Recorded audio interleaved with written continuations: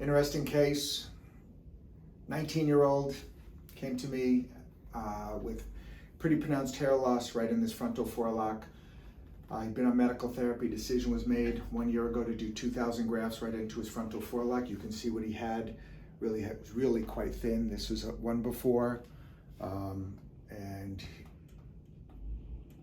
let me show you another before, and here's another before, and he's really done beautifully. Here he is today. He's very happy.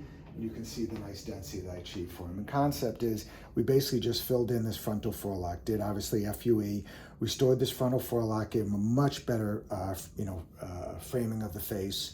The nice thing is that even if he does experience more hair loss, which right now hopefully he won't with medical therapy, he's always going to have this framing of the face. So 20-year-old, 19-year-old at the time, should it be done? I mean, or 18, 19. In this case, it was a good indication. Anyway, this is Dr. Epstein with a patient 1 year out from 2,000 grafts. Thank you.